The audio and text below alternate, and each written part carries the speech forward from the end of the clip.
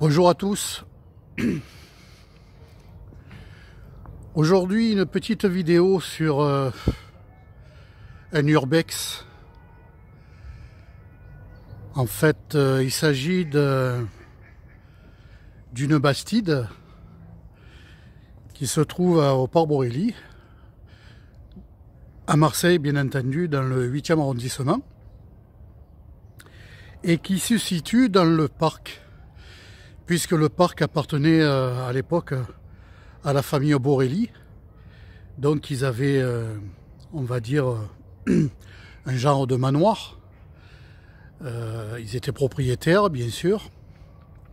Et dans le parc, avec des hectares de verdure, d'arbres qui faisaient venir d'autres pays, bien sûr, d'arbustes, de fleurs, ils avaient aussi un pavillon près du lac. Bien entendu, je vais passer l'histoire des Borély. Je vous mettrai peut-être un descriptif sur le pavillon du lac, son origine. Mais toujours est-il que ça fait des années, on va dire plus de 20 ans, que ce pavillon a été abandonné. Les raisons, je n'en sais rien. Est-ce que c'est dû peut-être au feu qui avait sévi à l'intérieur du pavillon? Est-ce que c'est dû parce qu'il y a de l'amiante? Toujours est-il que c'est un pavillon qui, à l'époque, dans ma tendre enfance, eh bien, on allait promener au Port Borély, et puis après, avec la famille, on allait boire un coup, manger une glace. Le pavillon servait aussi à la location pour faire des baptêmes et des mariages. Et aujourd'hui, il est dans un état d'abandon par la ville de Marseille. C'est bien dommage parce que il pourrait servir éventuellement à une association de botanique, une association pour la protection de la nature, peut-être être utilisé pour servir de petits snacks, restaurants. Voilà, parce qu'il est bien situé dans un parc magnifique. Et je comprends pas que des habitations qui datent du XVIIIe siècle soient négligées, balayées, qui ne sont pas restaurées pour le bien de la communauté, pour le bien des Marseillais. Ici, je vous présente une entrée parmi tant d'autres. Hein. Il y a différentes entrées de ce beau pavillon. Alors regardez, c'est tout barodé, c'est tagué. En plein milieu d'un site remarquable du Port Borély.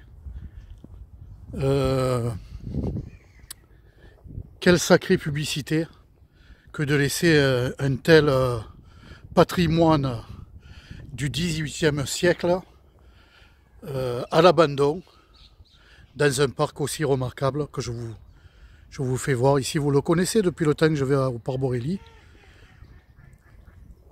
Voilà, nous sommes au mois de janvier. Il fait un temps de printemps à Marseille, vous le savez.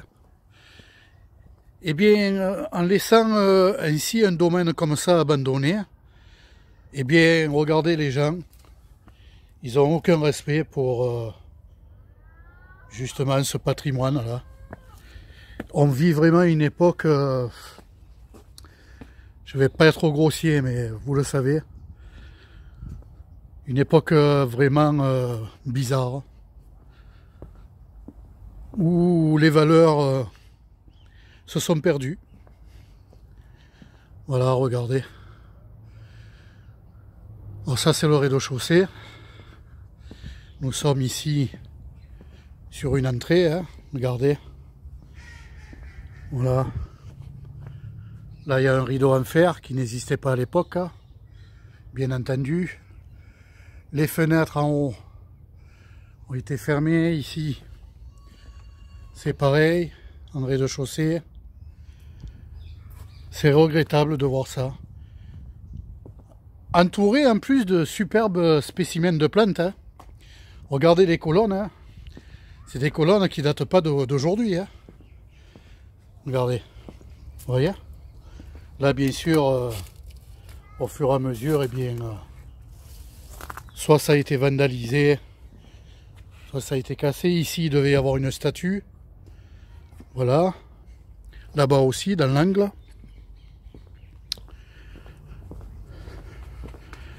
Dans le pavillon du lac, que j'ai connu dans mon enfance, où il y avait autant de monde pour boire un coup, manger une glace, qui est laissé à l'abandon par la ville de Marseille. On ne comprend pas là. Pourquoi? Il devait y avoir un racheteur, soi-disant. Et vous savez, la politique, le commerce. Et regardez, je ne vous mens pas, où c'est que nous nous trouvons et où c'est qu'il se trouve le pavillon du lac. Vous voyez? Pavillon, pourquoi? Parce que il faut franchir un petit pont là. Voilà, et puis on arrive à une petite placette où se trouve le pavillon du lac, entouré par le lac. Voilà, et à l'époque, on venait manger une glace, s'attabler, boire quelque chose, une boisson chaude ou froide. Il y avait du monde, c'était convivial. Ça, c'est une autre entrée. Regardez un peu, les amis. Quel dommage. Quel dommage. Je vous ferai un petit descriptif de ce pavillon du lac. Très brièvement, parce qu'il a de l'histoire. Voilà. Regardez, il est très bien entouré. Hein. Vous voyez? Là, je prends sur un autre plan. Voilà, là, c'est muré. En haut, on voit que c'est cassé. Ici, je vais agrandir. On voit que c'est plus ou moins sécurisé. Tout le monde peut rentrer à l'intérieur. Enfin, il y a des gardiens, mais bon. Les gardiens, ils sont là, mais ils ne peuvent pas non plus faire la police. Hein. Ils n'ont pas ce rôle-là. Voilà, regardez-moi ça. Je vais essayer de vous faire découvrir l'intérieur. Voilà, ça sera une petite vidéo urbex. Voilà, à travers 2 planches, je vous fais découvrir l'intérieur comme je peux. Parce que bien sûr, j'ai pas le droit de rentrer. Voilà, regardez un peu l'état d'abandon. Voilà. Regardez un peu. Il y aurait suffisamment d'espace pour que ce soit réhabilité et que ce soit remis en service pour le bien des Marseillais, pour qu'ils puissent avoir un lieu où ils peuvent se rencontrer, un lieu convivial. Voilà. Je comprends pas. Je suis un peu désorienté. Je suis un peu désorienté face à cet abandon de ce site remarquable qui a de l'histoire avec la famille Borelli. Je crois que s'ils devraient revenir sur Terre, eh ben, je sais pas, et de voir leur petite demeure à l'abandon comme ça, quel dommage. Alors ici, je sais pas si ça devait être des fours à pain. Voilà, vous voyez. Voilà les amis, une petite vidéo urbex.